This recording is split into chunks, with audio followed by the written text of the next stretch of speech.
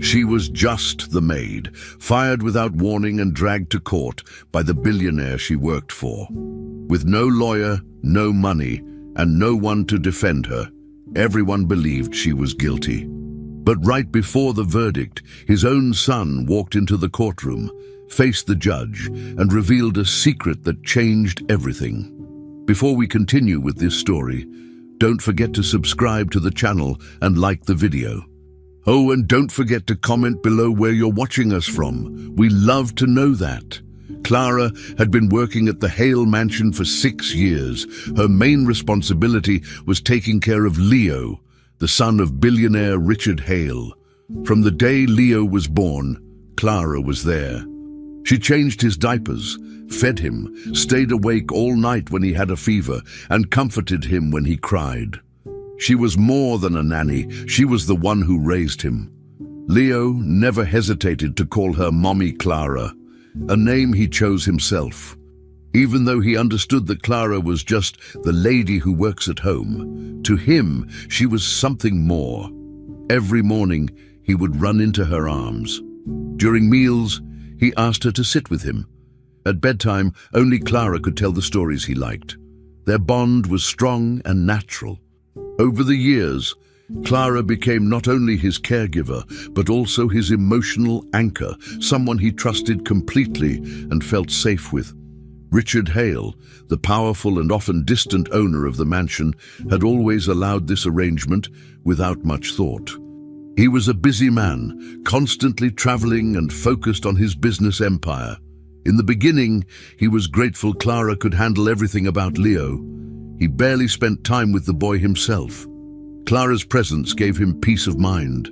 Someone was there to manage the child while he focused on work. But as time went by, something began to shift. Richard started noticing things he hadn't paid attention to before. He saw how Leo clung to Clara, how he ignored the expensive toys Richard bought but treasured a drawing he made for her. The small acts of affection, the way Leo's eyes lit up around Clara, these things began to stand out to him. And for some reason, they didn't sit right anymore. At first, Richard thought he was just overthinking. Maybe it was normal for a child to love the person who cared for him every day. But the moments kept piling up. One afternoon, Richard found a picture Leo had drawn. It showed a house with stick figures. One was labeled me, the other Clara, and above them, in colorful crayon letters, it read, "I love you, Mummy Clara." There was no figure labeled Dad. Richard stared at that drawing longer than he expected. That night, he started paying more attention. He watched how Leo reached only for Clara when he scraped his knee, how he asked for her opinion even on little things, like what shirt to wear. Slowly, Richard's feelings began to shift from neutral to curious, and then to something deeper, an uneasiness he couldn't explain.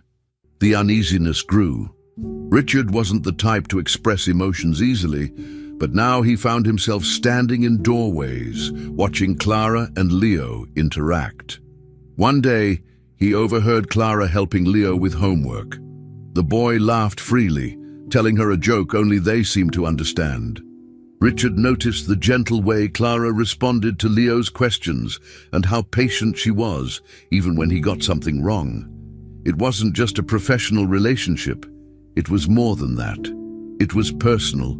It was close, maybe too close. Richard began to feel like an outsider in his own home, like a stranger observing a family that didn't include him. That thought bothered him more than he expected. Clara wasn't family. She was staff. And yet, somehow, she had taken a role he hadn't realized he had neglected. Richard tried to reason with himself. Clara was doing her job, nothing more. Of course, she and Leo were close. She had been raising him since birth. But even as he tried to stay logical, he couldn't ignore the tension growing inside him. It wasn't jealousy, he told himself. It was about boundaries, about roles, about making sure things didn't go too far. He started giving Clara more instructions. He reminded her that she was an employee. He asked her to send daily reports about Leo's routines. He called for meetings discussing Leo's upbringing in a more formal tone. Clara noticed the change. She didn't argue, but her smile became smaller, more restrained. She spent less time in the living room and more time in Leo's room. Leo noticed too. He asked Clara why she looked tired. She just hugged him and said everything was fine. Still, Richard couldn't shake the feeling. He began rewatching footage from the mansion's security cameras. At first, he told himself it was for safety, but in truth, he was looking for something to explain why this situation disturbed him so much. He watched Clara reading stories to Leo, brushing his hair, laughing when he made silly faces. It all looked so natural, so real. He couldn't find anything inappropriate, but that didn't calm him. If anything, it made things worse. The warmth between them, the unspoken understanding. It felt like a relationship he should have had with his own son, but never did. And now he didn't know how to fix it, or if he even could. The connection between Clara and Leo had grown too strong, and Richard wasn't sure where he fit anymore. Eventually, Richard's attitude shifted from silent observation to subtle interference. He began spending more time at home, often showing up unexpectedly. He tried to play with Leo, asked about his day, made small talk with Clara, but the boy remained loyal to his routine. He still reached for Clara's hand, still asked her to read bedtime stories. One night, Leo was crying after a nightmare, and Richard rushed to comfort him, but Leo only calmed down when Clara arrived. Richard stood there watching as the boy clung to her neck, whispering, "Don't leave me, Mummy Clara." That moment hit Richard hard. He left the room without a word. Alone in his office, he began to realize what truly bothered him. Clara had become something he hadn't been, a constant. Someone Leo counted on, and now that bond felt like a challenge, a threat. Though Clara had done nothing wrong, Richard saw her through new eyes. No longer just as a housekeeper, but as someone who had taken a place he thought belonged only to him. Without any warning, Clara was fired from her job.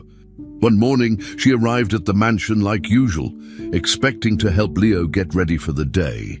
Instead, she was met at the door by two security guards who handed her an envelope and told her she no longer worked there. She wasn't allowed to enter the house. When she asked what was going on, they said it was a decision from Mr. Hale and that they had no other information. Clara stood there confused and heartbroken. She didn't get a chance to say goodbye to Leo. He didn't even know she was leaving. She waited outside for a few minutes, hoping someone would explain or call her back in, but no one came. The door stayed closed. Eventually, she walked away, carrying her purse and the envelope that only said her contract was terminated immediately, with no further details or reasons given. 2 days later, Clara was at home when she heard loud knocking at her apartment door. It was the police. They handed her an official court notice. Richard Hale was accusing her of trying to kidnap Leo. According to the document, a suitcase filled with Leo's clothes had been found hidden behind her bedroom closet at the mansion. Along with that, the report mentioned several goodbye letters, supposedly written by Clara, and even copies of fake documents, passports and ID papers with both her name and Leo's. Clara couldn't believe what she was reading. She stood in her kitchen with her hands shaking. None of it made sense. She had never packed any suitcase, she had never written any goodbye letter, and she certainly had never made fake documents. But the accusations were written clearly, and they came from Richard Hale himself, a powerful man who had the money and influence to make people believe whatever he said. Before Clara could process what was happening, the story had already reached the news. Reporters stood outside her building. Neighbors stared as they saw her picture on TV. Headlines said things like, "Housemaid caught planning escape with billionaire's child," and attempted kidnapping inside Hale Mansion. Clara tried to explain to journalists that none of it was true, but no one wanted to hear her side. They only cared about what Richard said. After all, he was famous and rich. She was just a maid. Her voice didn't matter. She called a few people she knew asking for help, but most of them backed away, afraid of getting involved. The little money she had wasn't enough to hire a good lawyer. And without a lawyer, it was almost impossible to prove anything. Clara spent the next few nights crying, afraid, and confused. She didn't even know how to start defending herself against something she didn't do. Clara was later called to appear in court for a preliminary hearing. It was her first time inside a courtroom. The walls felt cold, and the people looked serious. She sat alone at a small table while a judge read through the documents. Richard Hale was not there in person, but his lawyers were. They presented the suitcase, the letters, and the documents as evidence. Clara tried to speak. She told the judge she had never seen those items before. She said she loved Leo like a son and would never hurt him or take him away. But her words didn't seem to matter. The judge listened, but his expression didn't change. He kept looking at the documents the lawyers had brought. There were no cameras in the courtroom, no media coverage of what Clara said. Everything about the hearing felt one-sided. She could feel how little power she had in that room. After a few minutes of silence, the judge finally made his decision. He said the evidence presented was serious enough to be considered a possible crime. Even though it wasn't a trial yet, he wanted to take precautions. He ordered Clara to stay away from the Hale mansion and from Leo. It was called a restraining order. That meant Clara couldn't call, visit, or even try to contact Leo in any way. If she did, she could be arrested. Clara was shocked. The boy she had raised for 6 years, the boy who called her Mommy Clara, was now legally off-limits to her. She couldn't even explain to him what was happening. She didn't get to hug him or tell him goodbye. It felt like she had lost everything all at once. Her job, her home, her reputation, and now the child she loved most. Clara left the courtroom feeling defeated. Outside, more reporters waited with microphones, cameras, and questions she couldn't answer. Her name had become a headline, but no one knew who she really was or what she had actually done, which was nothing. She returned to her small apartment and sat on the floor, staring at the wall. Her phone kept buzzing with notifications and messages from unknown numbers. Some people were sending insults, calling her names. Others sent threats. Clara didn't know how her life had fallen apart so fast. Everything felt like a nightmare. She tried to think of who might have framed her or planted the evidence, but she had no answers. The people she used to work with had stopped replying to her messages. It was like she had become invisible. The worst part wasn't the lies. It was knowing that Leo was probably scared or confused, and she couldn't even be there to protect him. Clara was finally allowed to return to the Hale mansion, but only to collect her personal belongings. The permission came with strict rules. She had to be escorted by 2 security guards at all times, and was not allowed to enter any room without one of them watching her. She felt nervous as she approached the large gate. The place that had once felt like her second home now seemed cold and distant. The guards didn't speak much. One of them opened the door for her, while the other listed what areas she was allowed to enter. Clara quietly nodded, holding back tears. She didn't want to cry in front of them. The plan was simple: go to her old room, pack her things, and leave as fast as possible. She wasn't expecting to see anyone, especially not Leo. She thought they would keep him away while she was there, but fate had a different plan. As she walked through the hallway toward the servants' wing, she heard a familiar voice. "Clara!" It was Leo. He was running toward her, barefoot and crying. He had somehow gotten past the nanny or whoever was watching him. Before the guards could stop him, Leo threw himself into Clara's arms. She held him tightly, trying to stay calm, but her heart was breaking. "Why did you leave me?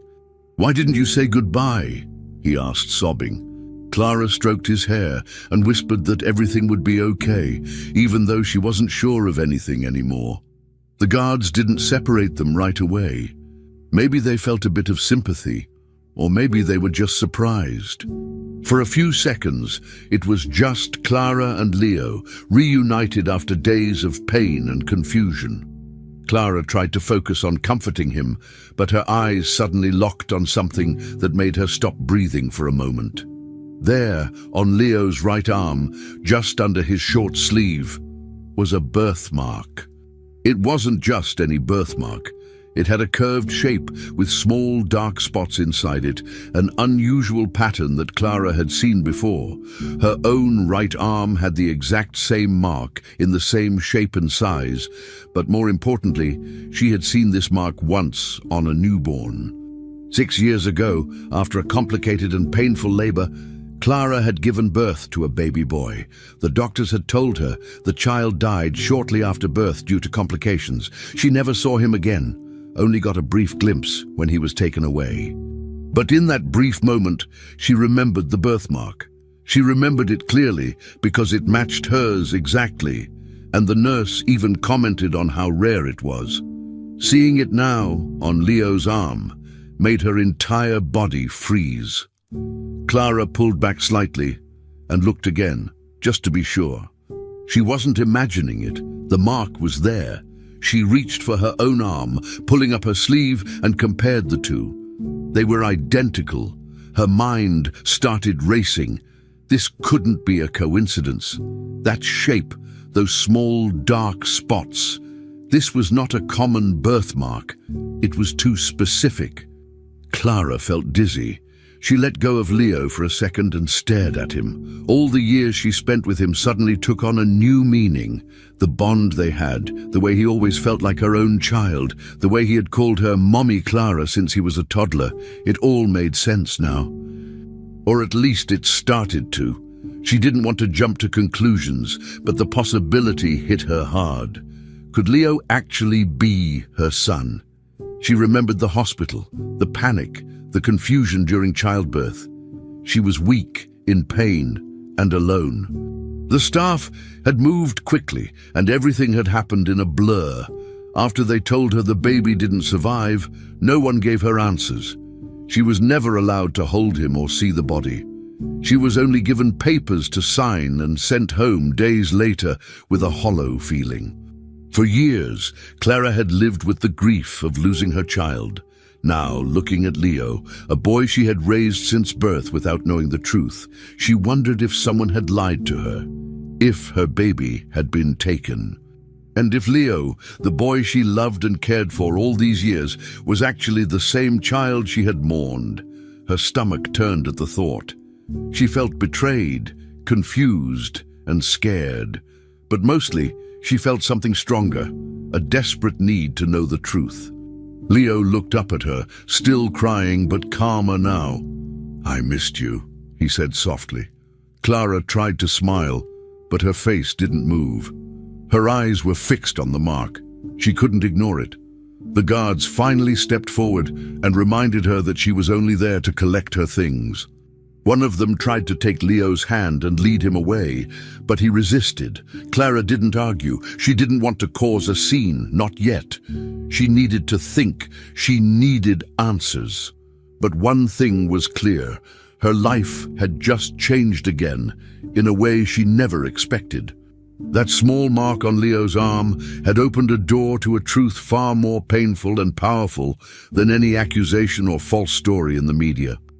Clara turned away slowly, her thoughts spinning. This wasn't just about losing her job anymore.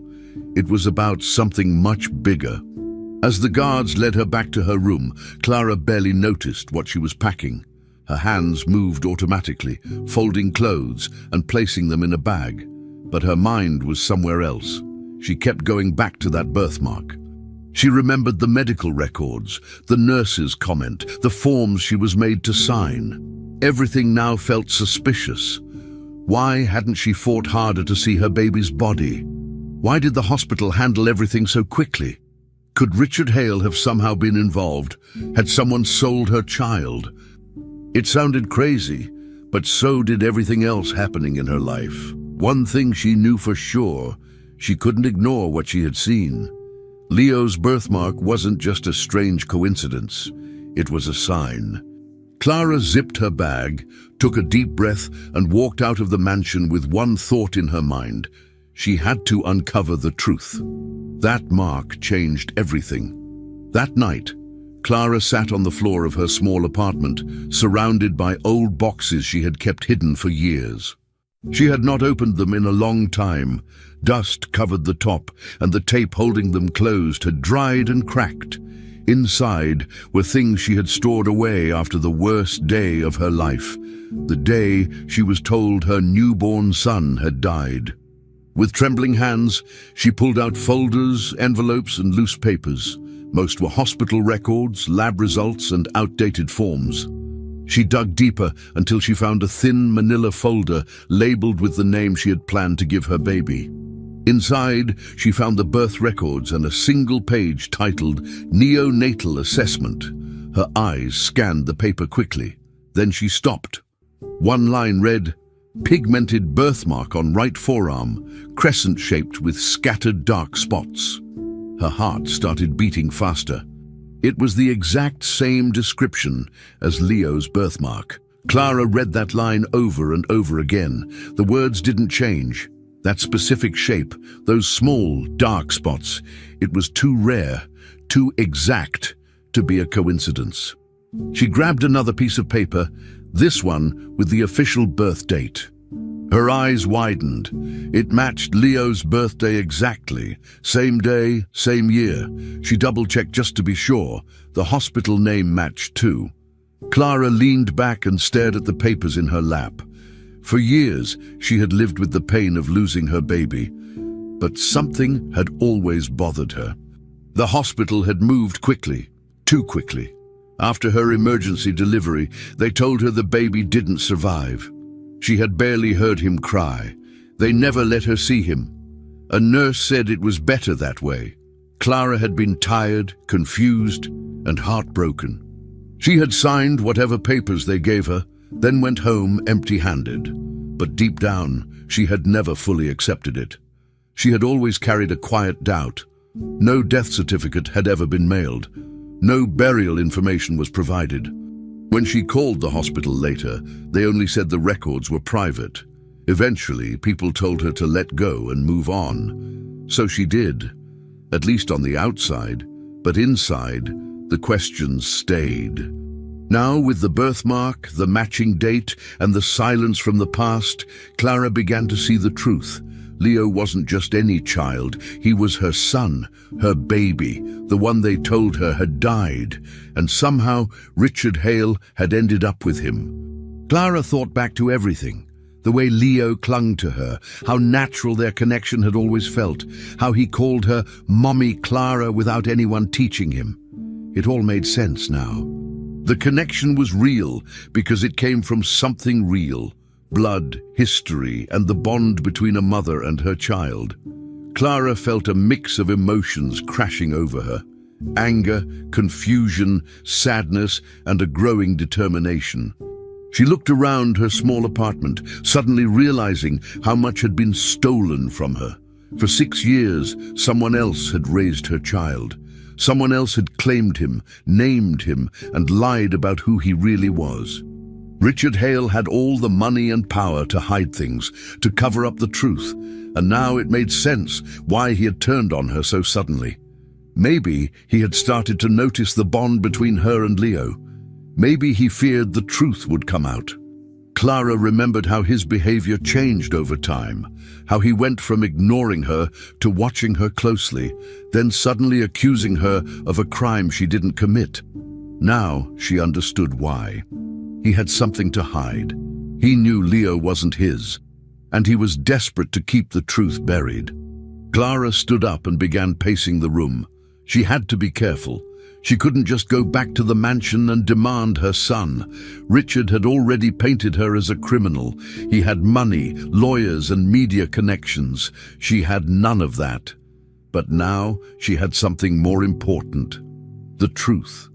And she had proof. The birth records, the birthmark description, and Leo's birthday all matched.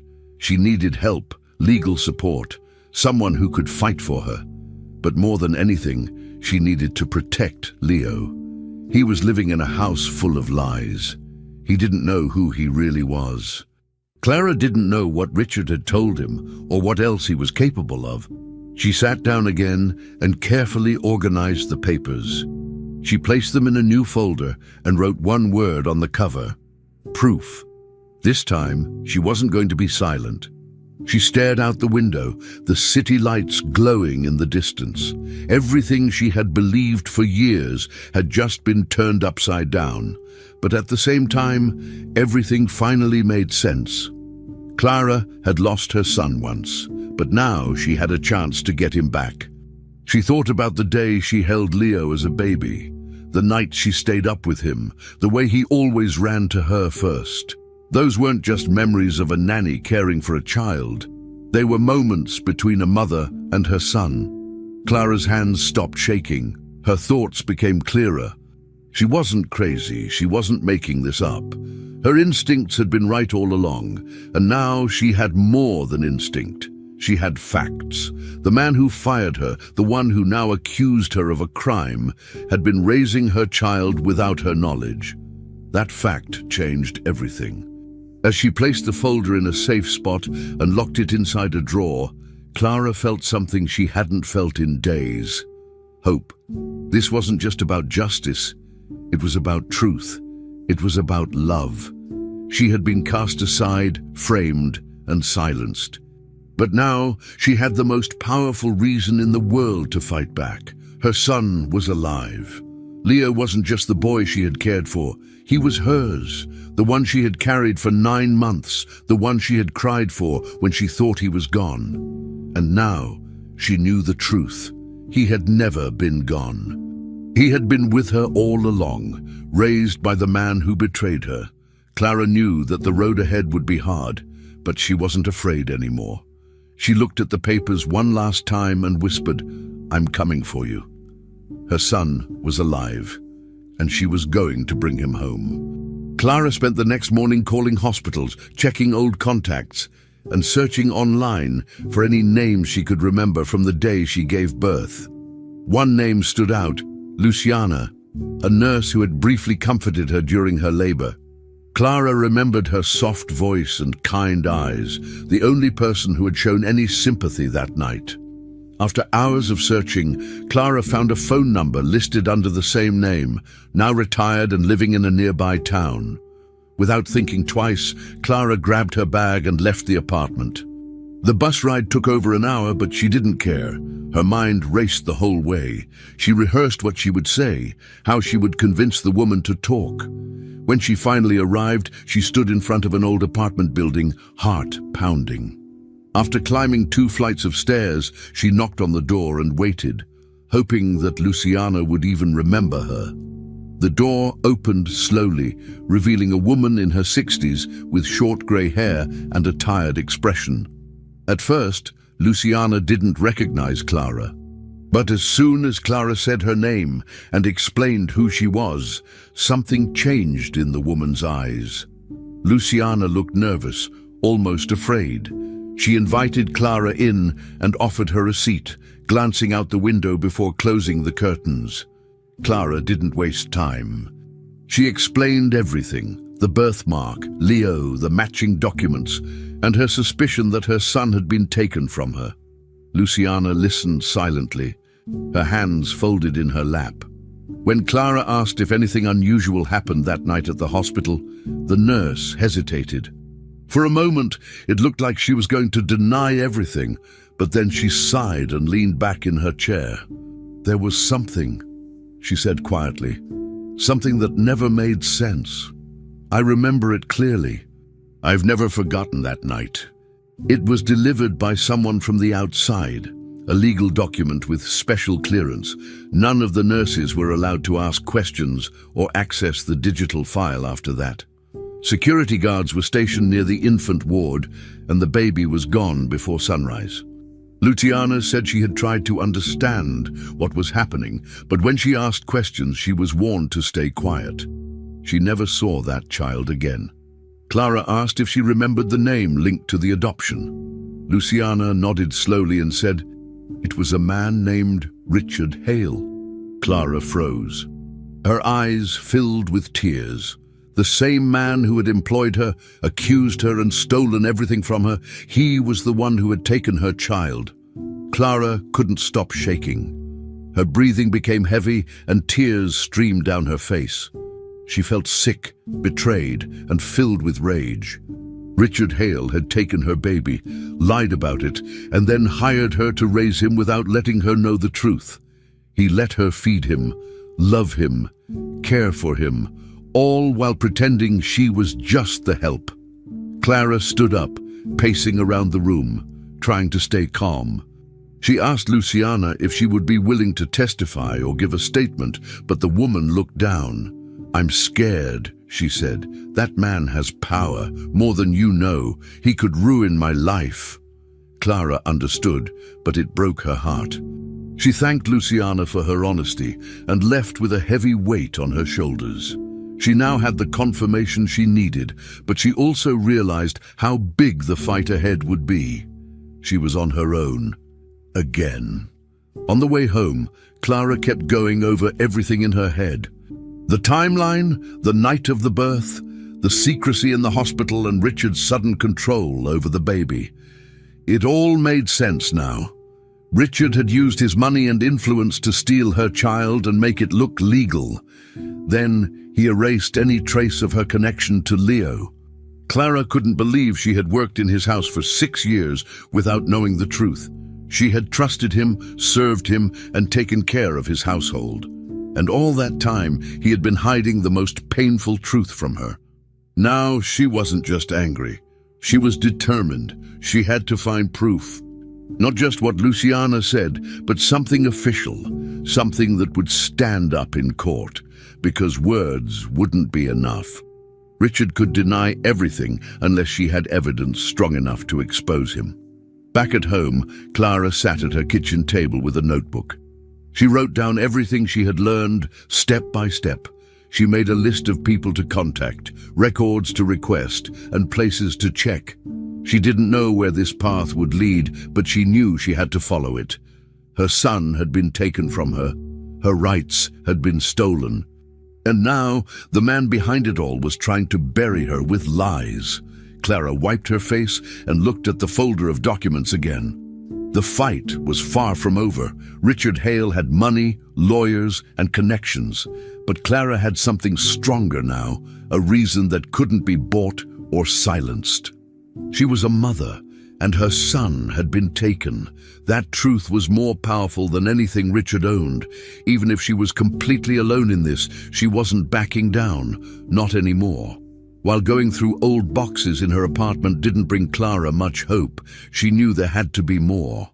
Her instincts told her that the real answers were still hidden inside the place she once called home, the Hale mansion. Clara knew it was risky, but during her last visit there to collect her things, she had noticed a locked door near the basement that Richard never allowed staff to enter.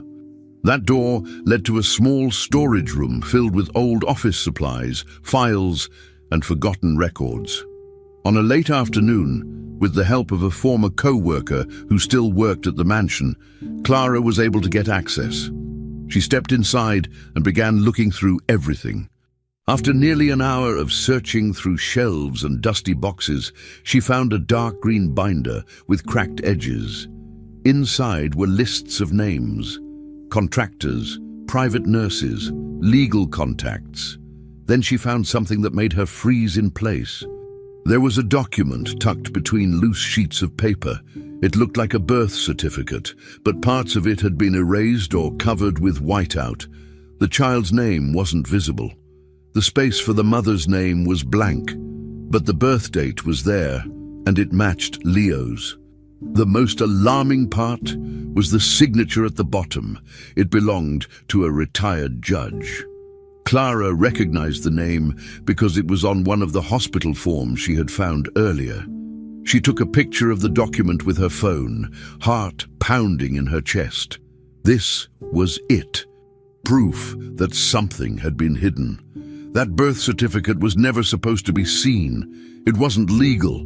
It had been altered. Clara now had more than suspicions. She had a link connecting the hospital, the adoption, and someone in the legal system who helped Richard carry out the lie. It was all starting to connect. Clara left the mansion quickly, her hands sweating as she gripped her phone. She needed something stronger than papers now. She needed science, something no one could deny. She remembered Leo's old toothbrush, one she had packed by accident when she collected her things. It was still in the side pocket of her bag, untouched. That night, she called her old friend Paula, who worked in a small laboratory that did paternity and DNA testing. Clara didn't give all the details, just said it was urgent and very personal. Paula agreed to help.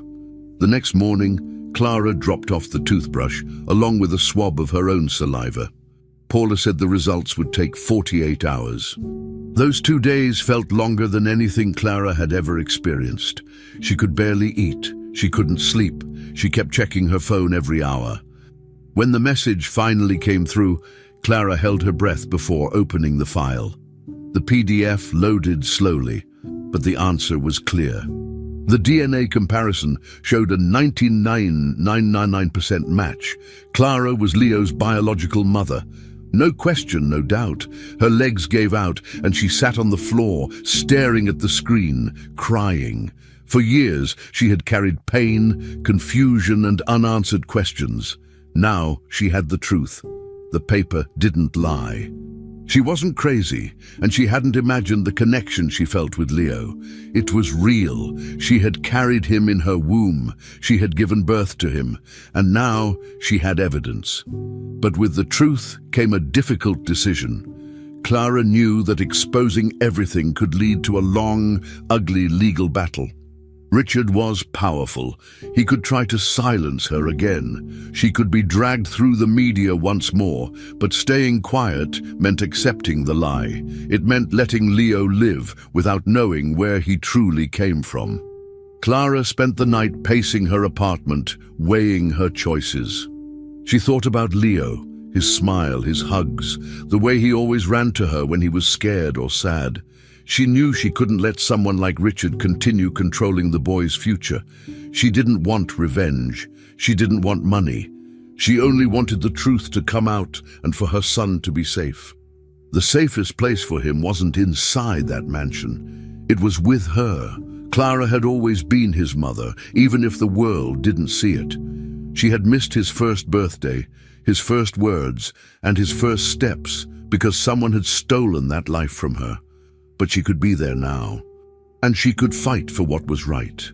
Clara knew it wouldn't be easy, but her love for Leo was stronger than her fear. She had stayed silent too long. Now she was ready to speak. She called Paula the next morning and asked for an official printed version of the results. She placed the DNA document in a new folder, along with the photo of the altered birth certificate and a copy of the hospital report with the matching birthmark description. Clara took a deep breath as she stared at the collection of proof on her table. It wasn't just a pile of papers. It was her story, her truth. She made an appointment with the courthouse requesting a new hearing. The clerk said it would be reviewed in the coming days. Clara didn't hesitate. She had no more doubt. For years, she had served the man who had caused her greatest loss. He had tried to destroy her with lies, but now the truth was on her side, and she would use it. She wasn't just trying to get back at him, she was trying to get back her son. 2 days later, Clara stood on the courthouse steps, holding the folder close to her chest. She looked up at the building, took a deep breath, and walked inside. She knew it would be a long process. There would be hearings, questions, and battles. Richard would probably try everything to make her look like a liar. But it didn't matter anymore. She had the proof. She had the strength. And most importantly, she had the truth on her side. This time, she wouldn't be pushed around or silenced. She walked through the security check and into the hallway. Her name was called. Clara stepped forward with her documents in hand. She was done hiding, done being afraid. She was ready to face Richard in court. to tell the whole truth, and to fight for the one thing that mattered more than anything else: her son. The moment had come. Clara chose to let the truth appear. Clara sat in the courtroom with her hands on her lap, her eyes fixed on the floor. She had barely slept the night before. The weight of everything pressed down on her shoulders, accused of a crime she didn't commit, abandoned by the people who once trusted her, and about to face a judge with no lawyer by her side. She had filed the DNA evidence, but the legal system had moved fast. This hearing wasn't about uncovering the truth. It was about deciding if she would be punished. The courtroom was half full. On one side sat Richard Hale's legal team, dressed in expensive suits, looking calm and confident. On the other, Clara sat alone. No reporters this time, no cameras. Just cold silence and the sound of papers being shuffled as the judge walked in. Clara looked up briefly and then lowered her eyes again. She was ready for the worst, even if her heart wasn't. The judge opened a file and began speaking. His voice was firm, but not unkind. He listed the accusations: attempted kidnapping, forged documents, violation of the restraining order. Clara barely heard the words. Her thoughts were somewhere else. She wondered what Leo was doing. Was he at school? Did he miss her? Did he believe the lies? She had no way of knowing. Her request to present new evidence had been ignored.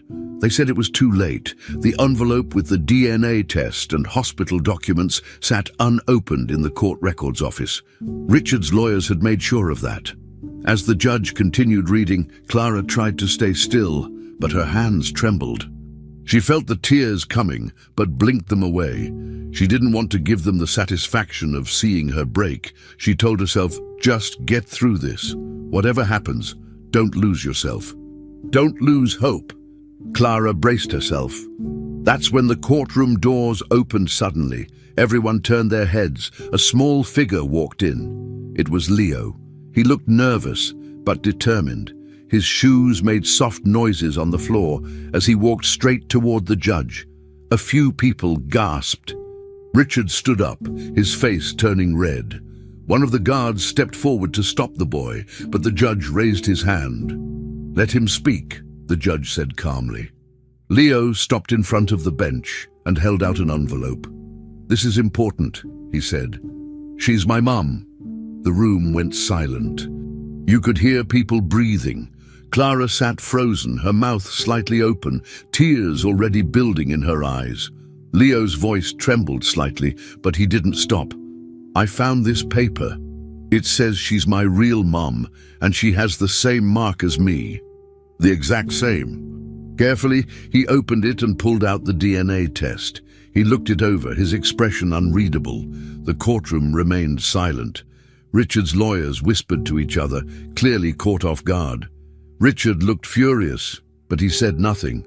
Clara wiped her tears and watched her son. Leo didn't move. He stood tall in front of strangers, in front of a man who raised him on lies just to tell the truth. Clara's hands covered her mouth. She had dreamed of this moment, but never imagined it would actually happen. Her son defending her, standing up in court, speaking louder than any adult ever had. This wasn't part of any plan. No one told Leo to come. He chose to. And in that moment, nothing else mattered. Not the lawyers, not the lies, not the fear. Just a boy who knew something was wrong and tried to fix it. The judge asked Leo to return to his seat. Clara reached out and held his hand as he walked over. Neither of them said a word, but they didn't have to have. The bond between them was clear now to everyone. The judge took a deep breath and looked at the courtroom. This changes things, he said. He turned to Richard's lawyers. I will review this evidence properly. For now, this hearing is paused. Richard looked like he was about to explode, but he didn't speak. The judge then looked at Clara. Thank you for staying calm through all of this. Clara nodded, still holding back tears. Leo sat beside her and leaned on her arm. She wrapped both arms around him, holding him close. For the first time in a long time, she didn't feel alone. She didn't feel helpless. Her son had found her truth, and he had delivered it to the world. The judge stood up and left the courtroom. People slowly began to whisper and move. Clara stayed still, holding Leo in her arms. She didn't care about what the media would say. She didn't care about Richard's angry face or the expensive suits around her. For the first time, they weren't looking at her like a criminal. They were looking at a mother and her child. And they finally saw what was real. Leo turned to her and said, "I knew you were my mom. I always knew." Clara couldn't speak.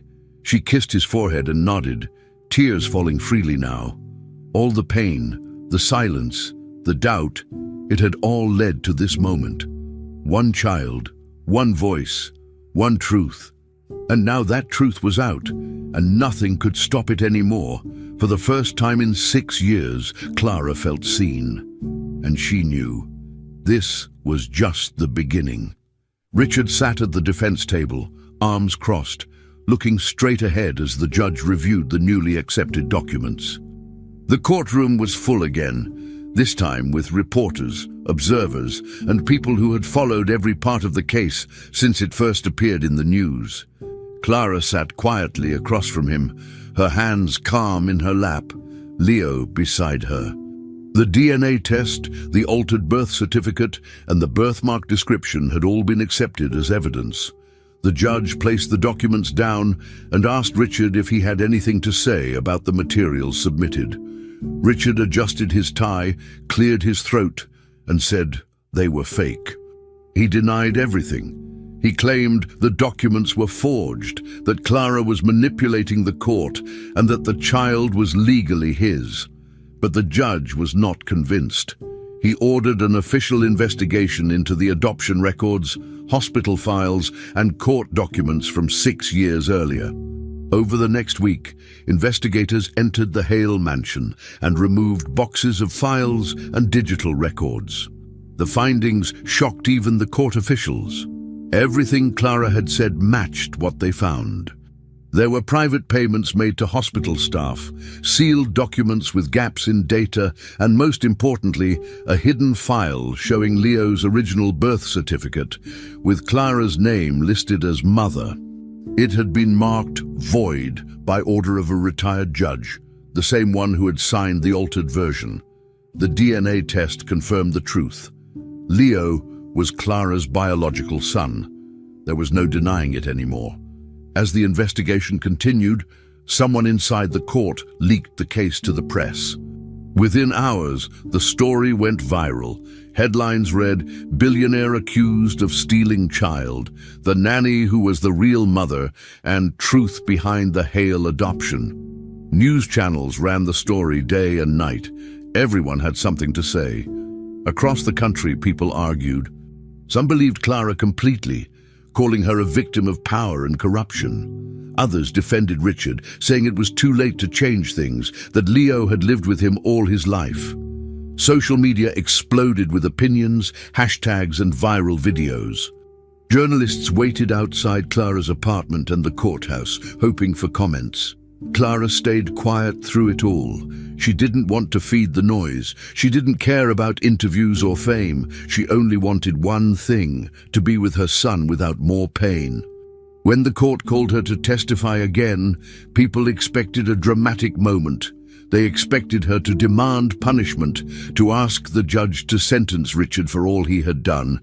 But Clara surprised everyone. She stood before the judge, took a deep breath, and said, "I don't want him to go to jail. I forgive him. I just want my son. That's all I ever wanted."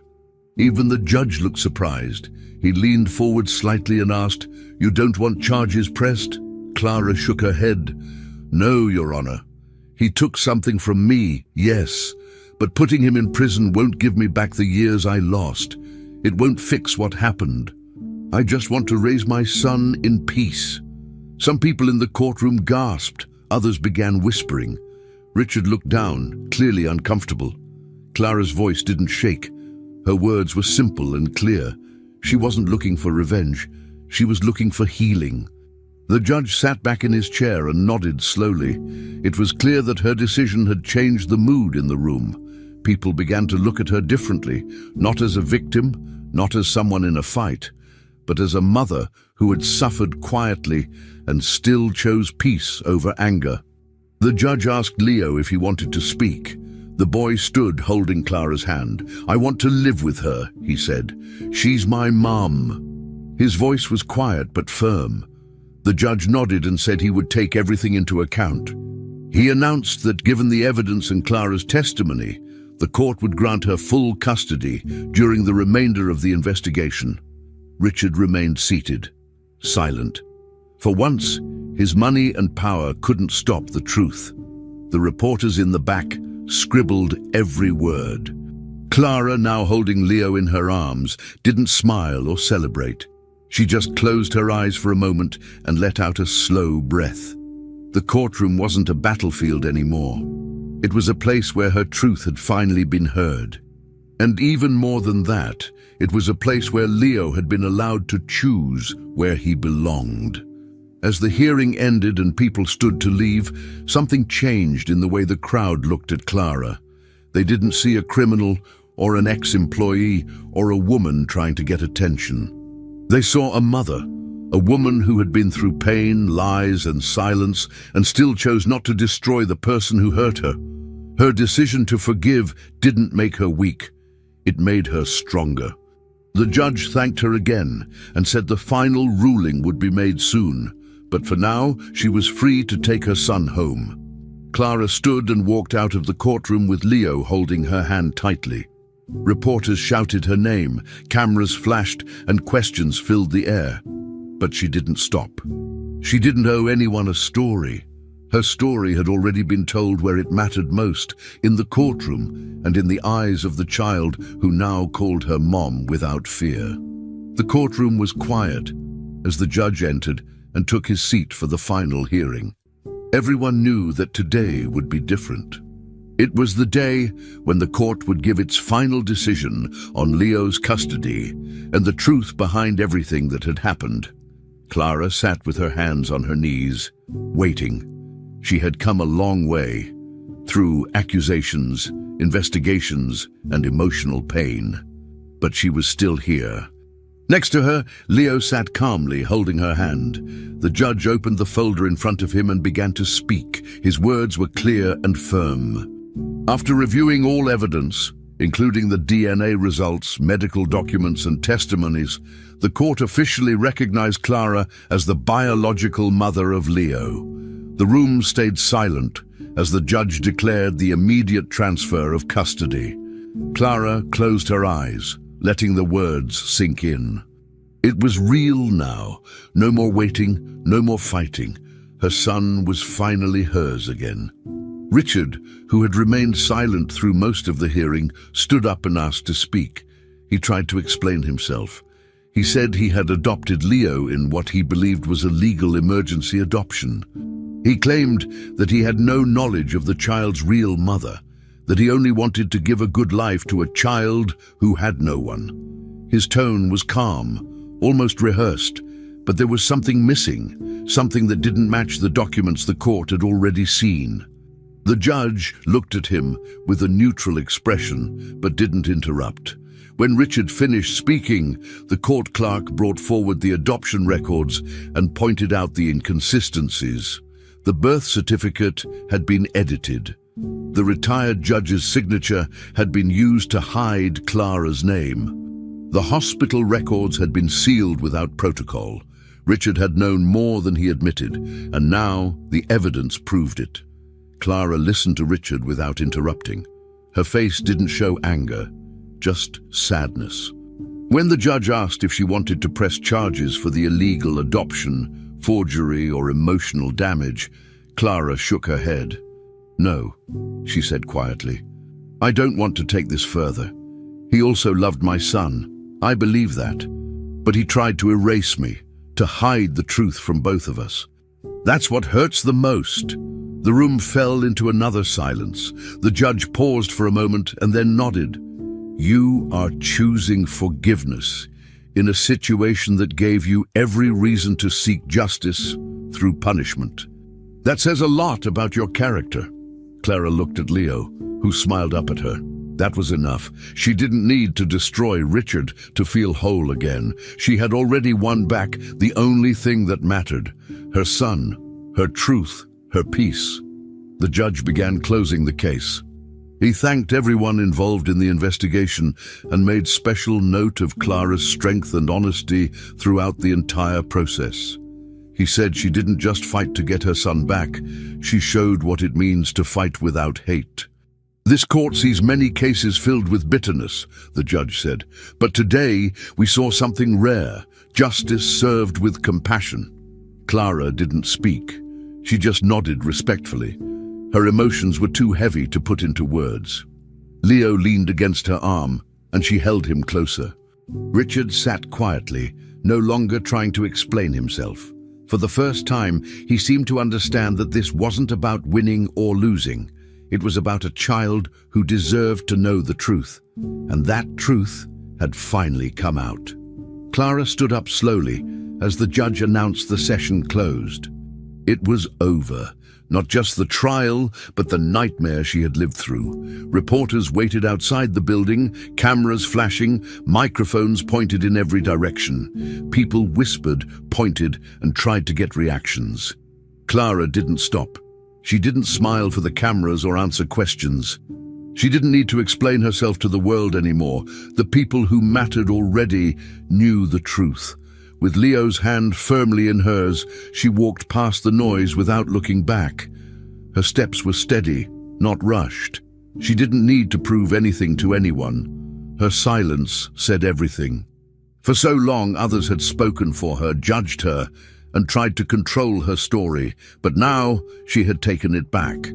Clara's face was calm, her eyes focused straight ahead. Leo walked beside her, no longer confused or scared. For the first time in his life, he knew where he belonged.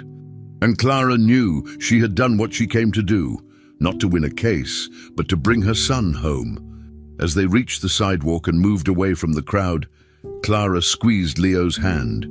He looked up at her and smiled. "Are we going home now?" he asked. She nodded. "Yes, we're going home." There were no cheers, no celebration music, no big closing moment, just the sound of two people walking side by side, beginning again. Clara didn't turn to look back at the courthouse or at Richard or at the media still trying to catch one last photo. That part of her life was done. From this point on, everything was about the future, about giving Leo the childhood he deserved and rebuilding the years they had lost. It wouldn't be easy. Nothing had been, but now they would face life together, as they were always meant to. A mother and her son, finally walking in the same direction, with nothing left to hide. As Clara stepped out of the courthouse, she was immediately surrounded by flashing cameras, microphones, and reporters shouting her name. Dozens of questions flew at her all at once. Are you going to sue Richard Hale? Do you want more justice? How does it feel to win against a billionaire? Clara stopped walking for a moment. She looked at the sea of faces in front of her, many of whom had judged her before they ever knew her story. Then, with Leo standing quietly beside her, holding her hand, she gave a simple answer. "I already got justice," she said. "The justice system gave me back what was mine." Her voice was steady. She didn't need to shout. She didn't need to say anything else. The reporters kept trying to get more from her, but she turned and continued walking, leaving behind the cameras, the noise, and the people who once saw her as nothing more than a headline. Months passed, and the world slowly moved on. The story that had once dominated the news was now just an old article buried online. Clara no longer lived in the shadow of someone else's power. She and Leo had moved into a small, quiet apartment in a modest neighborhood. The place wasn't fancy, but it was theirs. The walls were light blue, and the kitchen always smelled like something baking. Leo had his own room, painted with drawings they made together. Clara had found a job that made her feel proud, not cleaning for others, but helping people who had gone through pain like hers. She worked with a support project for mothers who had lost children to flawed systems, illegal adoptions, unfair custody battles, or court mistakes. Every day she met women who felt invisible, just like she once had. And every day she told them, "Don't give up. Your truth matters. You still matter." Clara and Leo would eat dinner together every night, usually something easy like pasta or soup. They had a rule: no phones at the table, just talking. Leo liked to tell stories from school, and Clara always listened like it was the most important news in the world. They had a fridge covered in magnets, sticky notes, and little drawings, but two things stood out the most. One was the new birth certificate, the legal paper that now showed Clara as Leo's mother. They had stuck it to the fridge with a red magnet. The second item was a photo of Leo's arm from when he was younger, clearly showing the birthmark they both shared. It had become their symbol, not of pain, but of connection.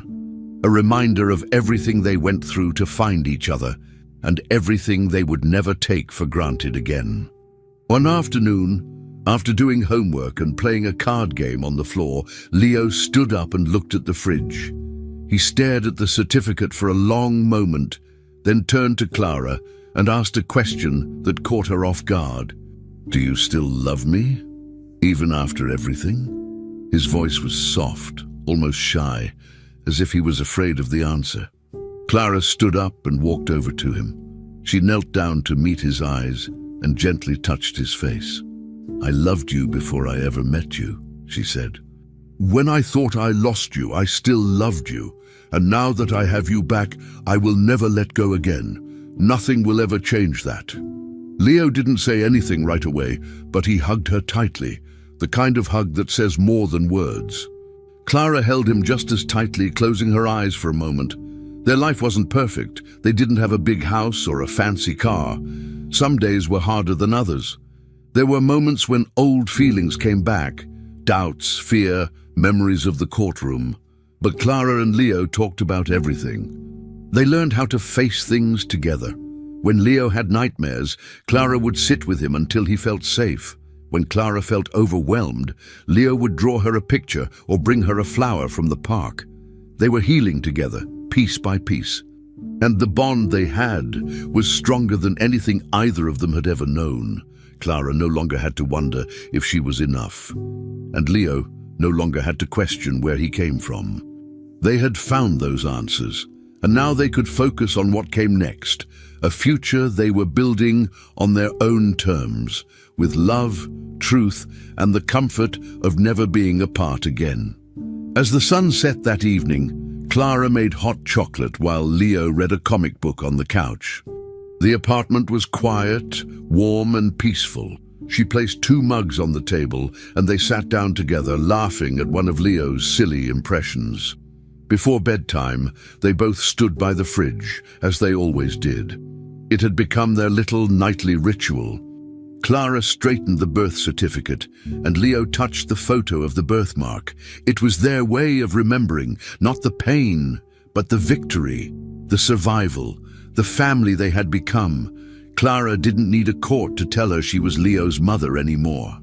She knew it in every hug, every word, every moment they shared. As she turned off the lights and led Leo to bed, she looked back at the fridge one more time and smiled.